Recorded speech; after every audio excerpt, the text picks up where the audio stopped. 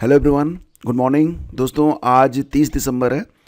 बात करते हैं यूपीपीएससी आरओ परीक्षा के बारे में। जैसा कि फ्रेंड्स आप सभी लोग जानते हैं कि यूपीपीएससी आरओ परीक्षा को 1 डे 1 शिफ्ट में कराने के बारे में आयोग के द्वारा एक कमेटी का गठन किया गया था और अभी तक इस कमेटी का जो रिपोर्ट है उसके बारे में कुछ भी पता नहीं चल रहा है। तो इसको लेकर यूपीपीएससी आंदोलन टीम ने एक बैठक की है और उन्होंने कहा है कि 2 जनवरी को जो ये टीम है वो आरओ की परीक्षा के बारे में जो रिपोर्ट आई है उसको सार्वजनिक करने, साथ ही साथ यूपीपीएससी का जो एग्ज़ाम कैलेंडर जिसके जनवरी में जारी होने की संभावना है उसमें एग्ज़ाम कैलेंडर में आरओ की डेट को नियत करने के बारे में यहाँ पर मांग की जा रही है। और यहाँ पर मांग ये भी उठ रही है कि क्योंकि अभी ये जो परीक्षा है इसमें बहुत अधिक समय बचा हुआ नहीं है, तो फिलहाल परीक्षा तिथियां अगर घोषित कर दी जाती तो छात्र जो अनावश्यक दबाव में है, तनाव में है, ये दबाव और तनाव से उन्हें मुक्ति मिल जाती है और छात्र अपनी तैयारी कर पाते। तो इसी को लेकर ये बैठक हुई है और इस बैठक में यूपीपीएससी आंदोलन टीम ने बीपीएससी के छात्रों को भी अपना समर्थन देने की बात कही है और ये भी कहा है कि 70वीं संयुक्त प्रारंभिक परीक्षा में हुई धांधली के खिलाफ भी आवाज़ उठाई जाए।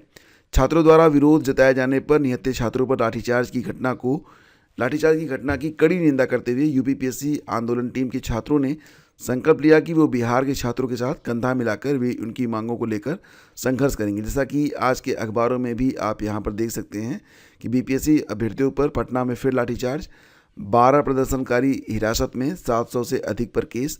तो यहाँ पर क्या हुआ कि पहले इनको हटाने के लिए पुलिस ने पानी की बौछार करी और उसके बाद लाठीचार्ज भी किया और ये तस्वीरें आप यहाँ पर देख सकते हैं। ये जो खबर है ये आज के अमर उजाला में प्रकाशित भी हुई है। छात्र नहीं हटे तो लाठीचार्ज किया, कई छात्र घायल हुए, 12 से अधिक प्रदर्शनकारी हिरासत में भी लिए गए हैं। साथ ही जन सुराज संस्थापक प्रशांत किशोर समेत 21 को नामजद और 700 अज्ञात के खिलाफ बिना इजाज़त छात्र संसद करने के आरोप में केस भी दर्ज किया गया है। तो ये सारी खबरें निकल के सामने आ रही हैं।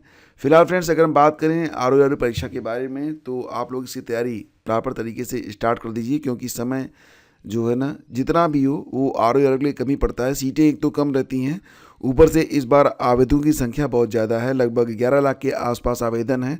तो निश्चित रूप से आपने देखा होगा कि यूपीपीएससी का जो क्वेश्चन पेपर इस बार आया था यूपीपीसीएस 2024 का, उसमें जो प्रश्नों का लेवल था वो ना तो किसी कोचिंग के मॉक टेस्ट से और तैयारी से मैच हो रहा था और ना ही किसी पत्रिका से। तो यहाँ पर आप लोग बिल्कुल अप्रत्याशित के लिए आप लोग तैयार रहिए।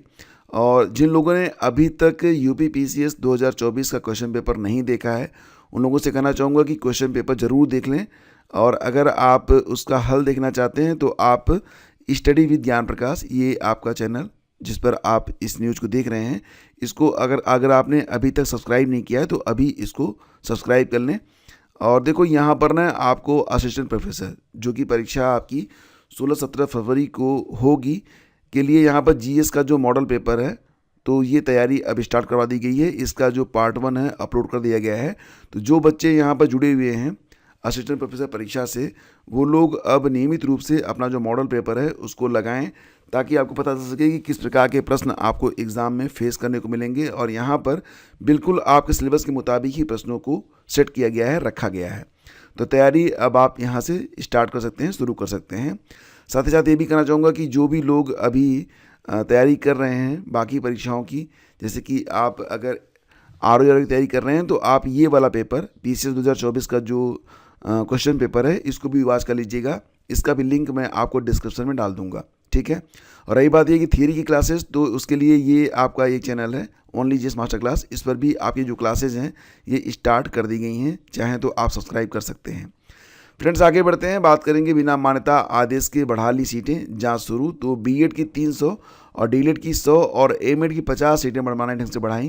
तो यहाँ पर मामला ये है कि प्रोफेसर राजेंद्र सिंह राज्य विश्वविद्यालय यानी कि रज्जू भैया राज्य विश्वविद्यालय से संबद्ध 5 कॉलेजों ने बिना मान्यता आदेश के मनमाने तरीके से बीएड कोर्स की 300, डीएलएड कोर्स की 100 और एमएड कोर्स की 50 सीटें यहाँ पर बढ़ा ली हैं।